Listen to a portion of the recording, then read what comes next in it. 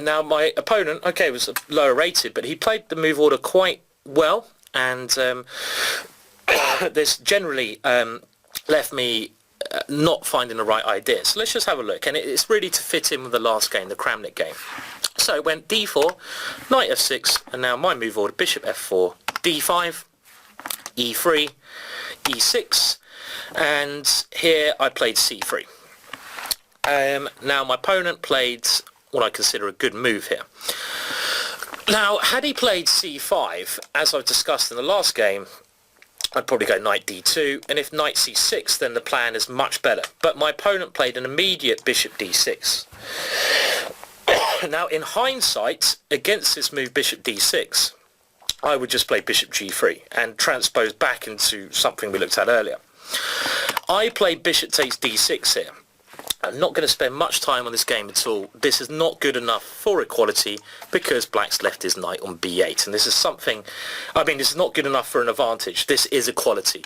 If you go for this bishop takes d6 plan with a knight on b8, you're just going to get an equal position. I was trying to follow Kramnik's game, but little did I realise the subtleties of the position, and I want to share them with you now. For example, after queen takes d6, f4, I was thinking, oh, I have a small edge here because I can play like Kramnik in the last game. I mean, it's certainly not a bad system to play this. It's like a stone wall Dutch, but I've got rid of my bad bishop. I mean, for example, very, very briefly, if you can imagine this position the other way around, the Stonewall Dutch, and I'm going to just show you this now so you can try to compare positions, something along these lines. Let's just play some moves briefly. You get this kind of structure, but the bad piece is the bishop on c8. Look at this piece. This is a disgusting piece. It's trapped behind the pawns. It's in the pyramid. And black either has to bring this bishop out to h5, to get some life, or the other way to play is to go bring it to b7 and go c5.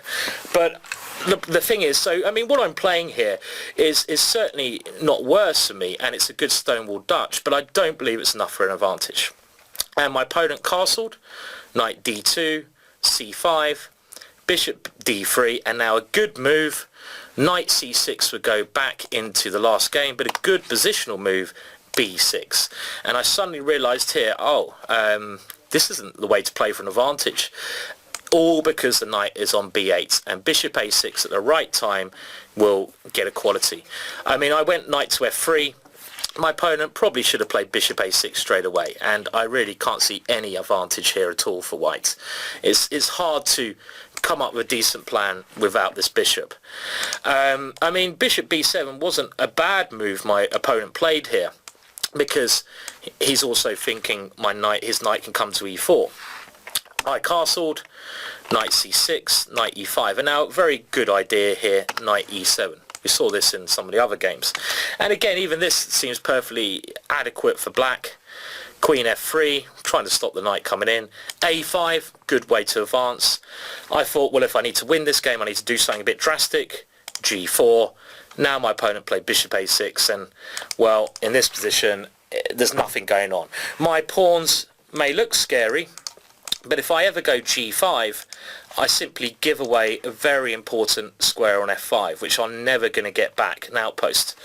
I mean, I ended up going f5 here, and this seemed like the only way to try to generate some play, but I don't really believe it. I won the game, but okay, I think my opponent played the opening very well. So again, another game I found with this move order. Let's just have a look at that as well.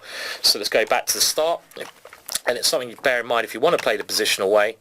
Another game continued these move order e6, knight d2 now, c5, c3. This is between Luc Winnets, a strong player from Belgium, Belgium's #1 player, and Van der Oldwittering from the Netherlands. And after bishop d6, I think bishop g3 is the way to play. Luke took on d6, went f4, but now black did the plan we mentioned again. He first took on d4, doesn't really matter. He castled, and as soon as bishop was moved, he went b6. And again, this works very well because you get rid of your bad piece. Knight f3, bishop a6. And again, this demonstrates that the position here, dead equal, black's got rid of his bad piece, white's got rid of his good piece. And this is something to bear in mind. If you want to play the positional way, I would only do it if black moves the knight on b8. Otherwise, you will not get any sniff of an advantage, not even an aroma, not even a smelly chess player's advantage. So bear that in mind if you want to play this positional way.